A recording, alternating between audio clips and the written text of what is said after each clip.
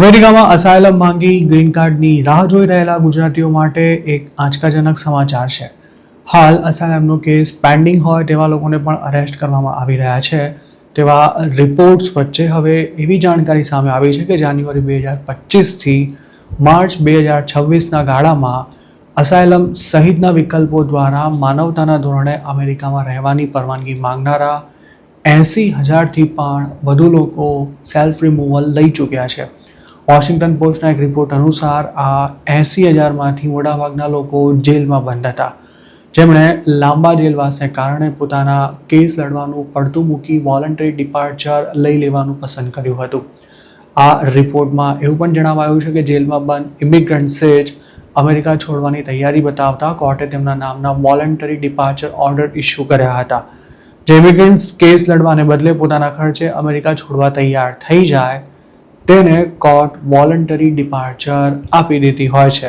અમેરિકાની સરકારનું કહેવું છે કે આ પ્રકારે અમેરિકા છોડનારાના નામનો કોઈ ડિપોર્ટેશન ઓર્ડર ઇસ્યુ ન થયો હોવાથી તેના પર એન્ટ્રી બેન પણ મૂકવામાં નથી આવતો કે ન તો તેનો કોઈ ડિપોર્ટેશનનો રેકોર્ડ રહે છે, જેથી સામે ચાલીને અમેરિકા છોડનારા ભવિષ્યમાં લીગલી આ દેશમાં પાછા આવી શકે છે.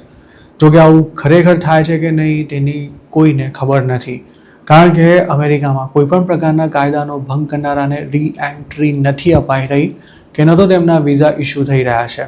જેથી સરકાર ભલે ગમે તે કહેતી હોય પણ સામે ચાલીને યુએસ છોડનારાએ એવી તૈયારી સાથે જ પોતાના દેશ પાછા ફરવાનું રહે છે કે હવે તેને ક્યારે અમેરિકા જવા નહીં મળે. ટ્રમ્પની સેકન્ડ ટર્મમાં ધરપકડ બાદ સામે ચાલીને અમેરિકા છોડનારા અનડોક્યુમેન્ટેડ ઇમિગ્રન્ટ્સની સંખ્યા જેટલી નોંધાઈ છે તે બાઇડનના સમગ્ર કાર્યકાળ કરતાં 7 ગણી વધારે થાય છે. બાઇડનની સરકાર વખતે માત્ર 11,400 લોકોએ ડિપોર્ટેશનનો ટેગ ન લાગે તે માટે પોતાના ખર્ચે અમેરિકા છોડ્યું હતું.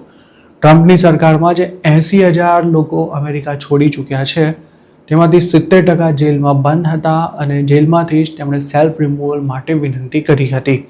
આ મામલે ઇમિગ્રેશન એટર્નીઝનું એવું કહેવું છે કે આઈસી જેલમાં બંધ હોય તેવા ઇમિગ્રન્ટ્સને હિયરિંગ માટે લાંબો સમય રાહ જોવી પડી રહી હોવાના કારણે લોકો સેલ્ફ રિમૂવલ માટે મજબૂર થઈ રહ્યા છે.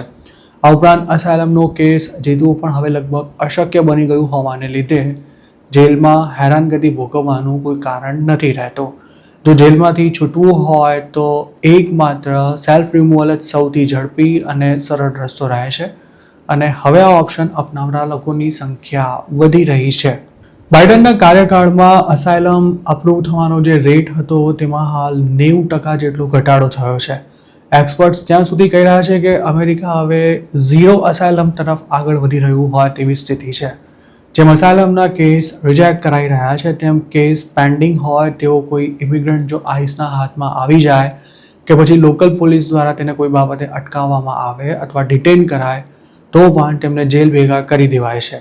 અમેરિકાની સરકારની એવી દલીલ છે કે દેશમાં જે લોકોએ ઇલીગલ એન્ટ્રી કરી છે તે એક પ્રકારનો ક્રાઇમ જ છે અને તેના આધારે કોઈ પણ ઇમિગ્રન્ટની સામે ડિપોર્ટેશનની કાર્યવાહી કરી શકાય છે.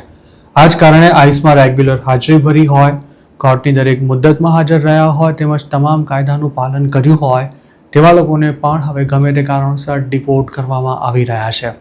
અધૂરામાં પૂરું, હવે તો રિપબ્લિકન સ્ટેટ્સની લોકલ પોલીસે આઈસ સાથે કોન્ટ્રાક્ટ કર્યા હોવાને કારણે આવા વિસ્તારોમાં પોલીસ જ એક રીતે કહીએ તો ઇમિગ્રેશન એન્ફોર્સમેન્ટ કરી રહી છે. સરકાર ભલે ના પાડતી હોય પરંતુ લોકોને તેમના ચહેરા જોઈને અટકાવી તેમની પાસેથી આઈડી માંગવામાં આવી રહ્યા છે અને જેની પાસે સ્ટેટસ ન હોય તેની માહિતી તુરંત જ આઈસને આપી દેવાય છે. અસાયલમનો કેસ કરી 5 વર્ષની વર્ક પરમિટ લઈને બેઠેલા જેટલા પણ ગુજરાતીઓની આવનારા દિવસોમાં કોર્ટની તારીખ આવી રહી છે કે પછી વર્ક પરમિટ એક્સપાયર થઈ રહી છે તેમને હવે ગમે તે સ્થિતિનો સામનો કરવા માટે તૈયાર રહેવું પડશે.